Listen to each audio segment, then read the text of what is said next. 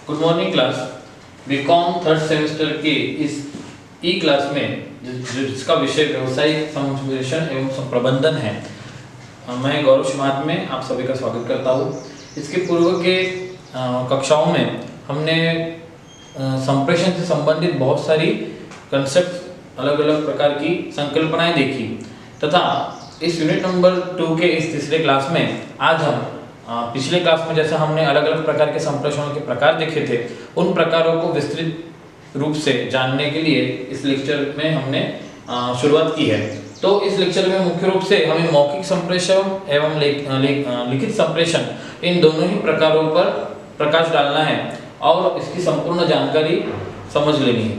तो मौखिक संप्रेषण को जब हम लोग देखेंगे तो मुख्य रूप से मुख द्वारा संदेश, सूचना, आदेश देना तथा जब संदेश दाता एवं संदेश ग्रहीता दोनों ही मुख के द्वारा चर्चाएं करते हैं, मुख के द्वारा अलग अलग ध्वनि के द्वारा जब वो आपस में बातचीत करते हैं तथा संदेश को समझते हैं, संदेश का फीडबैक देते हैं एवं संदेश को आत्मसात करते हैं, संदेश फॉरवर्ड करते हैं, इस सभी प्रोसेस को हम लोग मौखिक संप्रेषण कहते हैं।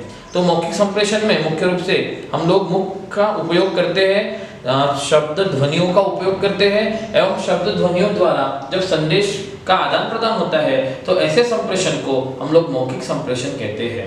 तो शब्दों पर से ही हम लोग को समझ में आ जाएगा कि मौखिक मतलब मुख के द्वारा संप्रेषण करना। तो इस संप्रेषण की अति महत्वपूर्णता हमारे ऑर्गेनाइजेशन में होती है, हमारी व्यवसाय में होती है। साथ ही में इसके कुछ फायदे एवं कुछ नुकसान हैं, कुछ लाभ, कुछ हानियां हैं, तो इसके बारे में भी हम लोग इस लेक्चर में जानने वाले हैं। तो इसका उदाहरण जब हम देखेंगे तो सामान्य चर्चा तो इसका मुख्य उदाहरण है ही, परंतु आधुनिक युग में मोबाइल एवं टेलीफोन, ये दो इसके मुख्य उदाहरण हमें दिखाई देते हैं, हमें समझ में आते हैं। तो ये मोबाइल एवं टेलीफोन भी मौखिक संप्रेषण के साधन है एवं मौखिक संप्रेषण के उदाहरणों में हम इसका समावेश आराम से कर सकते हैं। तो इस मौखिक संप्रेषण के फायदे हमारे व्यवसाय में कौन कौन से हैं? तो उन व्यवसाय में जो फायदे हैं मौखिक संप्रेषण के, वो यहाँ पर हम लोगों ने लिखे हैं। देखिए, समय की बचत। आप सभी को विदित है कि जब हम संप्रेषण करते हैं, कम्युनिकेशन जब होता है, तो उस संदेश को, उस मैसेज को प्रिपेयर करने के लिए बहुत ज्यादा समय लगता है। साथ ही में उसके प्रसारण के लिए हमें अलग अलग प्रकार के मीडियाज को चूज करना होता है। वो मैसेज जो होता है, वो मैसेज संदेश ग्रहीता तक पहुंचने के लिए समय लगता है। आवश्यक नहीं वो उस मीडिया से जुड़ा हो उस समय जबकि संदेश फॉरवर्ड किया गया हो, तो इस सब प्रोसेस में समय बहुत लगता है। परंतु मौखिक संप्रेषण में साक्षात दोनों ही व्यक्ति, जो संदेश ग्रहीता है एवं संदेश देने वाला व्यक्ति है, संदेश दाता है, इन दोनों का ही वहां पर उपस्थित होना अनिवार्य है, तभी यह संदेशवन पूर्ण होता है। तो समय की बचत इसमें होती है।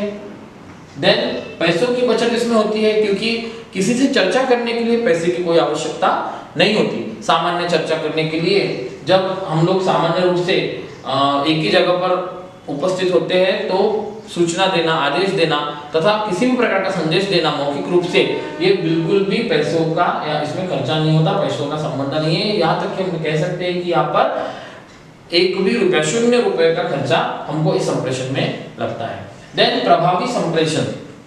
प्रभावी संप्रेषण होता है ये क्योंकि जब फेस टू फेस उपस्थित होकर के उपस्थिति होती है दोनों ही व्यक्तियों की, या ज्यादा भी व्यक्ति उसमें होते हैं इन्वॉल्व, तो भी कोई प्रॉब्लम नहीं है। जब फिजिकल रूप में व्यक्ति वहां पर उपस्थित है तो डेफिनेटली वहां पर जो संप्रेषण होगा वो कैसा होगा? प्रभावशाली होगा। उसका जो प्रभाव है वो अन्य संप्रेषण से ज्यादा गिरेगा, क्योंकि साक्षात वहां पर जिंदा जो व्यक्ति है वहां पर उपस्थित है। तो ये कैसा संप्रेषण है? प्रभावशाली संप्रेषण ये है।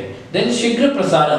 देखिए, संप्रेषण में मौखिक संप्रेषण जो होता है वो उसमें जो संदेश होता है उसका प्रसारण कैसा होता है? शीघ्र होता है, क्योंकि वही के वही संदेश दाता एवं संदेश ग्रहीता दोनों ही उपस्थित होते हैं एवं संदेश देने के उपरांत उसका प्रसारण, उसको बनाने की भी आवश्यकता नहीं होती। तुरंत हम लोग मुख के द्वारा ध्वनि एवं अक्षर और अलग अलग सूचनाओं को का प्रसारण डायरेक्टली व्यक्ति के या फिर ग्रुप के आगे कर सकते हैं। तो ये शीघ्र प्रसारण इसका एक लाभ है। देन शीघ्र प्रतिक्रिया, ये भी अत्यंत महत्वपूर्ण है। कम्युनिकेशन की प्रोसेस फीडबैक के बगैर प्रतिक्रिया के व्यतिरिक्त पूर्ण नहीं हो सकती। तो मौखिक संप्रेषण की विशेषता है, मुख्य विशेषता है कि जब भी सूचना का प्रसारण होता है वो तो शीघ्र ही होता है, परंतु उस सूचना के प्रसारण के उपरांत अगर कोई फीडबैक है या फिर अगर कोई उसमें कॉन्फ्लिक्ट है या कोई प्रॉब्लम है तो उसका भी सॉल्यूशन तुरंत ही वहां पर किया जाता है एवं शीघ्र प्रतिक्रिया वहां पर संभव होती है, क्योंकि दोनों ही व्यक्ति आमने सामने वहां पर प्रेजेंट होते हैं और बीच में किसी भी प्रकार का कोई भी मीडिया नहीं होता, मुख के द्वारा ही संप्रेषण की क्रिया को किया जाता है।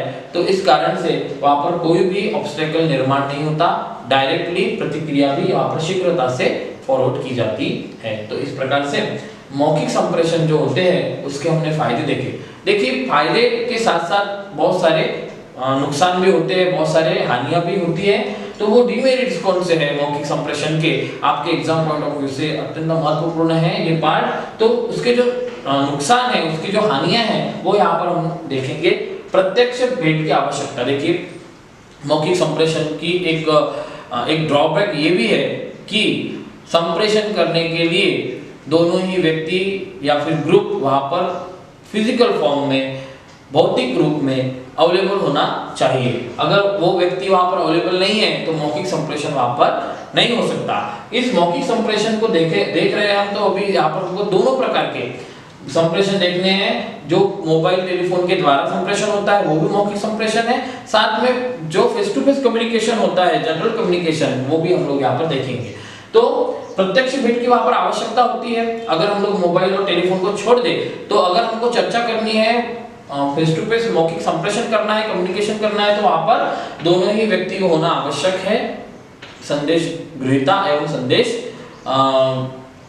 दाता दोनों ही वहां पर होना आवश्यक है। इसलिए प्रत्यक्ष भेंट की वहां पर आवश्यकता पड़ती है। देन खर्चे में वृद्धि होती है, क्योंकि जब हम टेलीफोन और मोबाइल से कम्युनिकेशन, मौखिक कम्युनिकेशन की बात करते हैं तो ऐसे मौखिक संप्रेषण में खर्चे में वृद्धि होती है। ऑब्वियसली टेलीफोन का बिल, देन मोबाइल का बिल जो होता है वो खर्चे में वृद्धि करने वाला होता है। उसके बाद अस्पष्ट स्वरूप, देखिए मैसेज देते हुए जब हम लोग मौखिक रूप से मैसेज को फॉरवर्ड करते हैं तो वो तभी के तभी बना हुआ मैसेज है, इसलिए उसमें बहुत सारे तांत्रिक शब्दों का न होना संदेश ग्रहीता के लिए समस्या का कारण बन सकता है।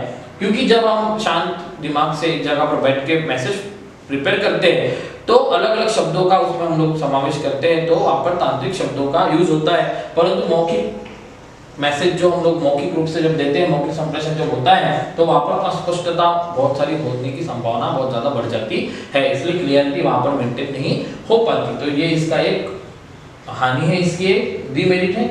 सबूत न होना, देखिए मौखिक संप्रेषण का एक मुख्य डिमेरिट ये भी है कि जब मुख के द्वारा हम लोग संदेश का आदान प्रदान करते हैं तो उसका किसी भी प्रकार का लिखित सबूत या फिर कोई भी ऐसा एक पुरावा जिसको हम लोग कहते हैं सबूत जो होता है वो वहां पर अवेलेबल नहीं होता। और भविष्य के हिसाब से, संदर्भ के हिसाब से भविष्य के ये सबूत होना अत्यंत आवश्यक है। लीगल पॉइंट ऑफ व्यू से, कानून की दृष्टि से ये दोनों ही पॉइंट, सबूत न होना एवं भविष्य में संदर्भ, किसी व्यक्ति ने कुछ आदेश दिया और हमने उस प्रकार से कार्य किया, अगर वो कार्य गलत हो गया, भविष्य में आदेश देने वाला व्यक्ति कहे कि मैंने ऐसा आदेश ही नहीं दिया था, तो मौखिक संप्रेषण में किसी प्रकार का सबूत वहां पर नहीं होता और भविष्य में उसका संदर्भ भी हम लोग नहीं ले सकते। तो इस प्रकार से हमने मौखिक संप्रेषण के लाभ और हानियां देखी, फायदे एवं नुकसान देखे। अभी हम लोग नंबर 2 लिखित संप्रेषण, रिटन कम्युनिकेशन के बारे में जानकारी लेंगे। शब्द अक्षरों द्वारा निहित शैली में लेखन कर सूचना का प्रसारण करना लिखित संप्रेषण है। देखिए लिखित शब्द से ही समझ में आता है हमको कि लेखन जहां पर होता है उस सभी संप्रेषण को हम लोग लिखित संप्रेषण कहते हैं। इसके उदाहरण देखिए, पत्र एवं ईमेल। पत्र पुराना एक मीडिया है लिखित संप्रेषण का, ईमेल ये एक नया मीडिया है हमारे लिखित संप्रेषण का। तो ये पत्र एवं ईमेल ये इसके उदाहरण है, आप ध्यान में रखेंगे सभी। फायदे एवं नुकसान को देखेंगे। फायदों में देखिए, लिखित संप्रेषण में प्रत्यक्ष भेंट की आवश्यकता वहां पर प्रत्यक्ष भेंट की आवश्यकता लिखित संप्रेषण में नहीं होती। तो यहाँ पर प्रत्यक्ष भेंट की आवश्यकता नहीं, ये पॉइंट बनेगा। तो लिखित संप्रेषण में, जैसा कि मौखिक संप्रेषण में प्रत्यक्ष भेंट की आवश्यकता होती है, वैसे ही हमारे लिखित संप्रेषण में प्रत्यक्ष भेंट की आवश्यकता नहीं होती। हम लेटर के द्वारा, मेल के द्वारा किसी अन्य स्थान से भी संप्रेषण को फॉरवर्ड कर सकते हैं, मैसेज को, संदेश को फॉरवर्ड कर सकते हैं। स्पष्ट संदेश, देखिए लिखित संप्रेषण की विशेषता और एक फायदा ये भी है कि लिखित संप्रेषण एक जगह पर बैठ करके एक फ्रेम में बराबर उसको लिखा जाता है, बनाया जाता है, तो हमें वहां पर समय होता है बहुत सारा, मौखिक संप्रेषण से ज्यादा। तो ऐसे संप्रेषण में स्पष्टता जो होती है, क्लियरिटी जो होती है, वो ज्यादा होने की संभावना बढ़ जाती है। तो जो लिखित संप्रेषण होता है कैसा होता है, स्पष्ट होता है, उसमें किसी भी प्रकार की त्रुटि का होना, न्यून त्रुटियां उसमें होती है। उसके बाद यहाँ पर जो खर्चा है वो कैसा है, अल्प खर्चा, न्यून खर्चा जो है वो भी एक इसका एक फायदा है कि पत्र के द्वारा अगर हम लोग कम्युनिकेशन कर रहे हैं, ईमेल के द्वारा कर रहे हैं, तो बहुत ही कम खर्चे में हमारा जो संदेश है वो फॉरवर्ड किया जा सकता है, हमारा जो संप्रेषण है वो पूरा हो सकता है। उसके बाद लिखित सबूत, देखिए जैसा कि ओरल कम्युनिकेशन में किसी भी प्रकार का सबूत नहीं होता, कोई भी एक जिसको हम लोग सबूत कहते हैं वो वहां पर अवेलेबल नहीं होता, परंतु हमारे लिखित संप्रेषण में लिखित होने के कारण सबूत अवेलेबल वहां पर होता है। भविष्य के लिए संदर्भ में हम इसका यूज भी कर सकते हैं। पॉइंट नंबर 5 जो दिया है, भविष्यकालीन संदर्भ में लिखित होने के कारण हम उसका यूज कर सकते हैं। तो ये दोनों ही कानूनी पॉइंट है कि हमारे पास लिखित संप्रेषण का सबूत भी होता है और एवं हम भविष्य काल में उसका संदर्भ भी ले सकते हैं। उसके बाद नुकसान देखिए, डीमेरिट, तो नंबर 1 है समय एवं श्रम का अपव्यय। देखिए लिखित संप्रेषण क्या ये एक हानि है कि उसमें समय एवं श्रम का अपव्यय होता है, क्योंकि लिखित संप्रेषण को प्रिपेयर करने के लिए बहुत ज्यादा समय लगता है एवं श्रम भी लगता है। तो वो मानसिक श्रम एवं समय तथा श्रम इन द सेंस कि जब हम पत्र डालते हैं या फिर पत्र हम लोग पोस्ट करते हैं तो उस पत्र को यथास्थान पर पहुंचाने के लिए कितना समय लगता है, श्रम लगता है, व्यक्ति लगते हैं बहुत सारे बीच बीच में, तो वो समय एवं श्रम दोनों ही वहां पर क्या होता है, अपव्यय उसका होता है, फालतू में उसका हमको नुकसान होता है समय का एवं श्रम का। देन पैसों का अपव्यय, देखिए नंबर 2 जो पॉइंट है, क्योंकि पोस्ट करने के लिए, मेल करने के लिए भी इंटरनेट फैसिलिटी वहां पर होनी चाहिए एवं पत्र पोस्ट करने के लिए हमारे पास पैसे उसमें खर्चा होता है। स्पीड पोस्ट वगैरह करते हैं हम लोग, रजिस्टर्ड पोस्ट करते हैं तो उसमें भी ज्यादा खर्चा होता है, तो यहाँ पर पैसों का अपव्यय होता है। उसके बाद गुप्तता में बाधा, क्योंकि रिटन कम्युनिकेशन एक व्यक्ति से दूसरे व्यक्ति तक पहुंचने के लिए बहुत सारे उसको पड़ाव क्रॉस करने पड़ते हैं उस लेटर को, तो उसमें गुप्तता रहेगी, इसकी कोई शाश्वती नहीं, तो वहां पर गुप्तता में बाधा होती है हमारे रिटन कम्युनिकेशन में। ओरल कम्युनिकेशन में हम अगर चर्चा करते हैं, सूचना देते तो पर्टिकुलर व्यक्ति तक वो सूचना पहुंचती है, वहां पर गुप्तता सीक्रेसी जो होती है वो 100% मेंटेन होती है। देन प्रसारण में विलंब होता है, नेक्स्ट पॉइंट है हमारे लिखित संप्रेषण के नुकसान का, कि वहां पर प्रसारण में विलंब होता है क्योंकि यहाँ पर मध्य में अलग अलग मीडिया होते हैं लिखित संप्रेषण में, तो लेटर फॉरवर्ड करने के उपरांत भी यथास्थान पर पहुंचने के लिए वहां पर समय लग सकता है, विलंब होता ही है। तथा आखिरी पॉइंट है प्रतिक्रिया में देरी, देखिए कम्युनिकेशन फीडबैक के बगैर कभी भी पूर्ण नहीं हो सकता, तो संप्रेषण में जो हमने संदेश दिया है उसकी जो प्रतिक्रिया होती है उसको भी हासिल करने के लिए यहाँ पर देरी हो सकती है, देरी होती है लिखित संप्रेषण में। तो इस प्रकार से हमने लिखित एवं मौखिक दोनों ही संप्रेषण को देखा, आपको निश्चित रूप से समझ में आया होगा कि दोनों के ही फायदे और नुकसान क्या है। अब 2 मिनट में हम लोग समराइज कर लेंगे एवं इन दोनों का अंतर भी पेपर में पूछा जा सकता है, तो अंतर भी देख लेंगे। देखिए लिखित मौखिक संप्रेषण एवं लिखित संप्रेषण, तो पॉइंट नंबर 1 बनेगा इसमें, मुख के द्वारा संदेश सूचनाओं का आदान प्रदान मौखिक संप्रेषण कहलाता है। लिखित संप्रेषण लेखन के द्वारा शब्द अक्षरों का यूज करके एक निहित शैली में जब लेखन करके सूचना का प्रसारण होता है तो उसको हम लोग लिखित संप्रेषण कहते हैं।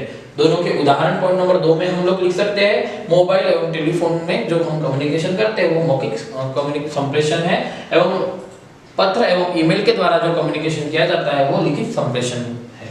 नंबर 3 पॉइंट देखिए, मौखिक संप्रेषण में समय की बचत होती है, लिखित संप्रेषण में समय एवं श्रम का अपव्यय होता है।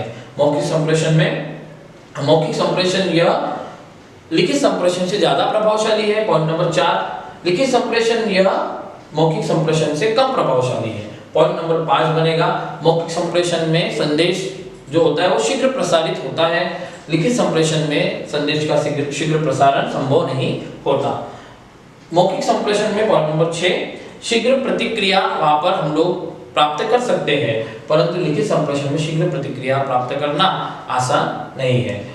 मौखिक संप्रेषण भविष्यकालीन संदर्भ में किसी प्रकार का सबूत वहां पर नहीं होता, लिखित संप्रेषण में भविष्यकालीन जो सबूत होता है वो वहां पर अवेलेबल होता है। तो ऐसे हमने 7 पॉइंट देखे, आप लोगों को समझ में आएगा। नेक्स्ट लेक्चर में हम इसके आगे का पार्ट देखेंगे और 2 नए प्रकारों के साथ नेक्स्ट लेक्चर हम लोग देखने वाले हैं। Thank you.